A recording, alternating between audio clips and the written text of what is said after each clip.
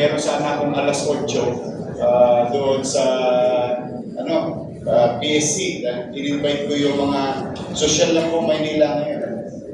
Meron na tayong polo team. Tsaka water polo lang po ito. Hindi ko kaya pa tayo sa buhay.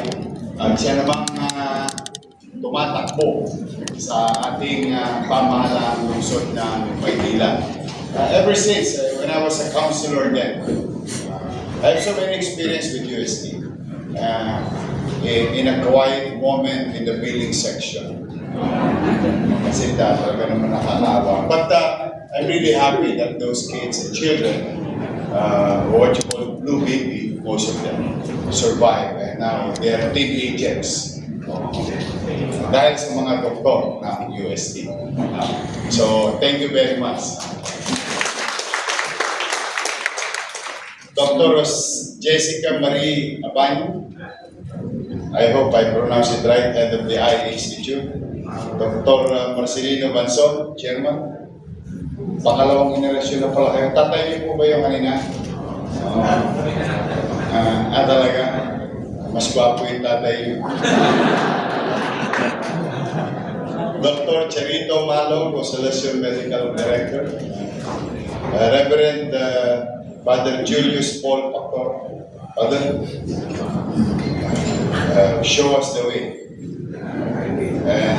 Give lights.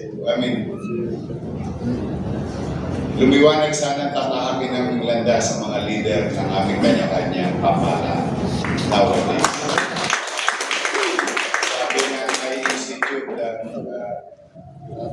yung vision ninyo. Sana yung vision ninyo, not only for the patient, but also for our leaders. Sana maging 2020 lahat ang aming vision sa aming mga nanahapin. Especially nowadays. We are really challenged with the situation. To Ma'am Alice, ito Paldo. Tama itong in-invite ninyo. Kasi po ako yung testing ng buhay. Si Ma'am Alice is a very close friend of Kuya Germs. I met Ma'am Alice with Kuya Germs. And since then, Ma'am Alice has been doing a lot of charity work. I know it personally.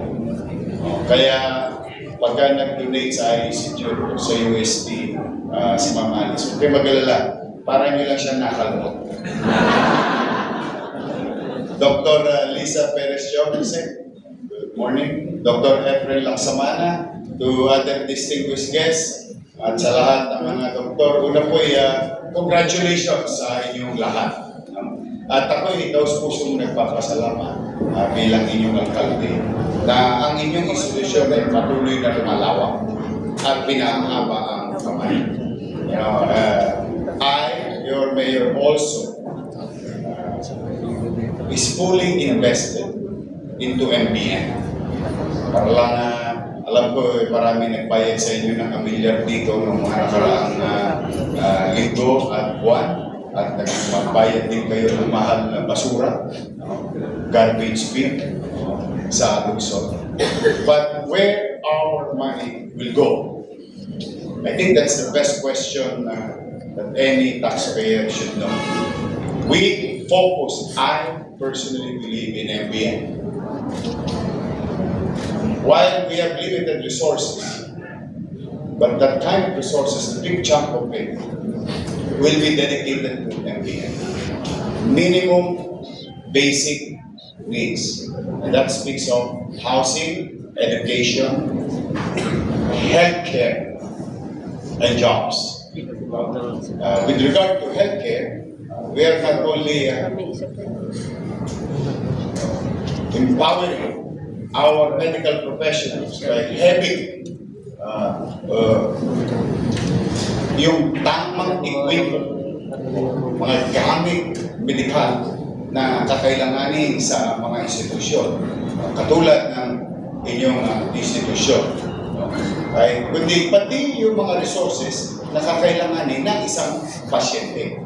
So that's why I think you've been hearing it that we try to develop our medical facilities and try to provide what is due to our medical frontliners and non-medical members of our healthcare department. Yung mga itinatatag pa namin pasilidad. Diyan po mapupunta resources in line with your goal. Ito'y isang makasaysayang araw sa inyo. Pagpapalawi, pagdudugtong, at pagtutuloy ng serbisyo medikal sa ating mamamayan. At ang susunod na mangyayari, sana hindi ko maubos ang estudyante ninyo. I don't want to compete with UST because magagaling naman talaga yung mga taga-UST. But I want to fulfill the dreams of our constituency to become medical professionals. But with the limited space under PLM ground, we can only accommodate about 300 at CAT across. Anong tawag niya doon? I hope I tama ito sa College of Health Sciences. Across. Hanggang doon na lang kami. But fortunately, salamat sa inyo, mga taga-Maynila, kung meron mga taga-Maynila dito, binalik ninyo ako, immediately, yung halted dreams, when we build bagong ospital ng Maynila, and there is an old building, the end game is to put up a medical school katabi na ang ospital ng Maynila. Mangyari ba nung nawala na ako? Naligaw ko nawala rin, naligaw yung programa. But thanks to you, I'm back. We pursue our dreams for our people to produce more medical professionals as local government unit to be part of nation building approach. And when I came in, tukod ka tukod. I was shocked that the great fiscal mismanagement in less than 3 years happened in Manila.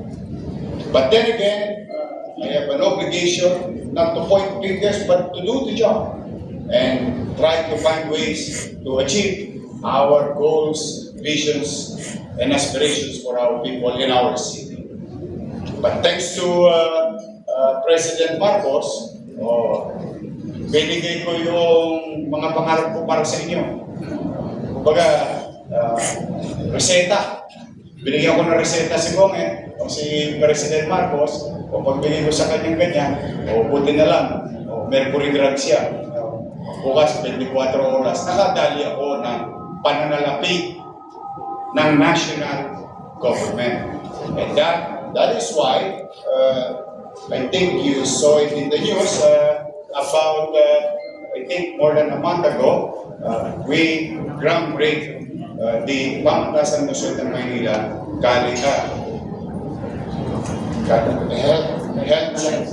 College of Medicine. Yun na yun. Basta sakot na kayo lahat. Pati ophthalmology and so on and so forth. Now, what is the effect? The effect is from 300 now we can produce 5,000. Yes. 5,000.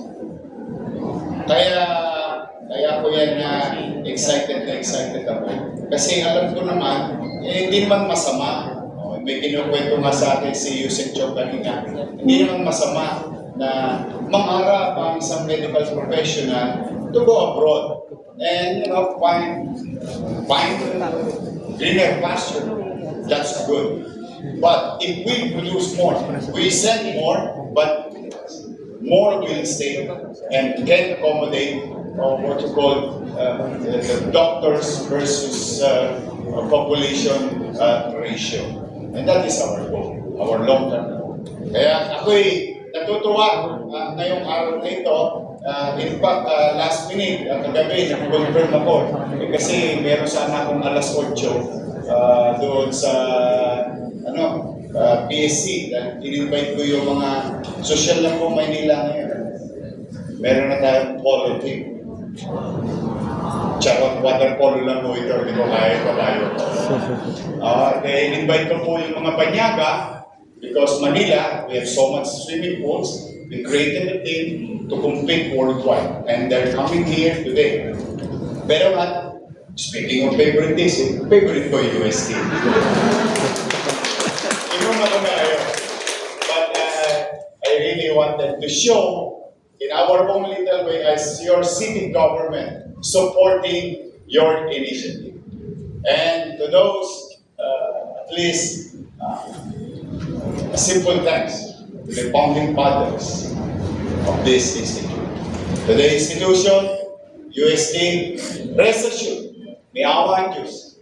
Kahit na kami gipit na gipit, pahabain namin ang kamay namin at pipilitin namin yakapin yung mga ilan ninyong may hirap na pasyente na nagkaroon ng emergency at dito napatakbo at sila'y nabuhay, natugtungan ang buhay nila, ngunit alam naman natin, tutukot sila pagdating na ng oras ng obligasyon. In our own little way, we've been doing this since July. It's a matter of priority in utilizing the income of our PhilHealth to be utilized going back to medical or healthcare services. Hindi na siya inililigaw na landas. Doon namin lagi.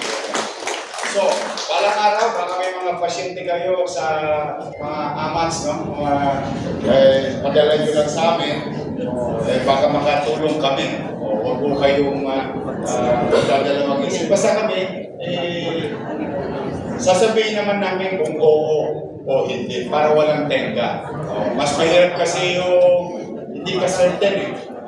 But rest assured, in our own little way, you have the support of the city government of Manila. To each and every one of you, congratulations at pagkalainawa kayo ng Manila. Thank you.